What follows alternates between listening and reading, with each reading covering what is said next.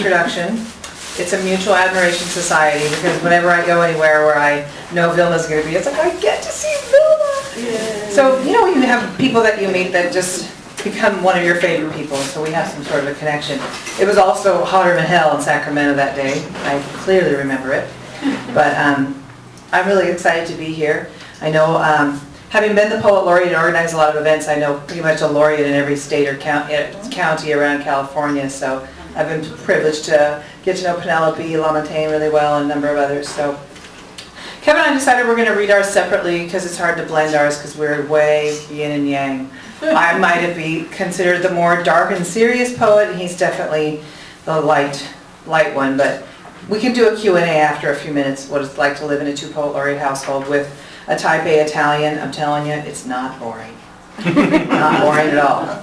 So I was going to read a couple of poems from my book from 2012, And When the Sun Drops, and start off with that, and then go to my new collection, full-length from Floodwater, from Glasslyre Press, and read from that for most of the rest of the part. But some of you that know me, but many of you do not know me. I have a son who's 28, and he has very profound autism. The type of autism which he doesn't speak, can't get dressed, so it's very severely impacting.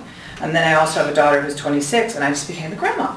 Mm-hmm. Anyway, so I wrote this book about Thomas because I think there's a lot written about early autism in childhood and interventions, but there's not a lot written about what happens if the person still ends up incredibly disabled and they still need all this care, and what does it mean for the family.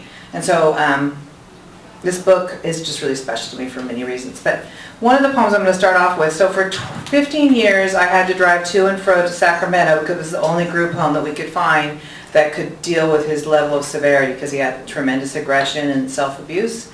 So I made a relationship with a lot of people up there, but also with the road. And so this poem, Taking You Back to Your Group Home. It's the same ride, 14 years have passed beneath the wheels. 183 miles round trip.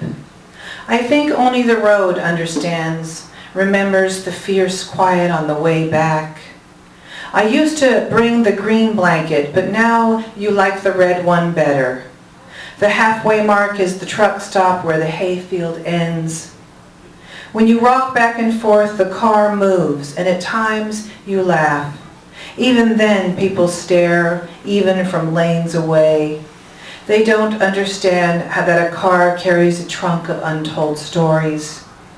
They don't understand how many times I've made this trip, pulled away from the curb, groped for my sanity beneath the seats. I have raged at the fields that have no way of making it better. I have counted the road signs when an hour was a place to drown. Each town I pass remembers the way you looked at me out the window the last Sunday goodbye, the way my chest caves in as the water rushes.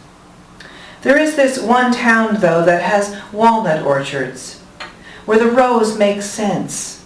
It flooded last fall. It's a place where you grabbed my arm once suddenly deep in the teeth of winter. I looked back and saw you wrinkling your brow, leaning towards me. Eventually, all the cars around us disappeared. The road fell beneath the silence, and the orchards looking on, telling us to hold on, to inhale this powerless road, and to just keep going. I'm going to read one short one and then one more. Cure. And at some point, when your kid gets to be in their late teens or 20s, there is a point where you accept what is. Cure. News headlines fill the papers, genetic links, possible breakthroughs closer. Another article folded and placed in the bottom of my purse. I wonder if the next generation might be spared. I wonder what other lives will be folded into these measured spaces.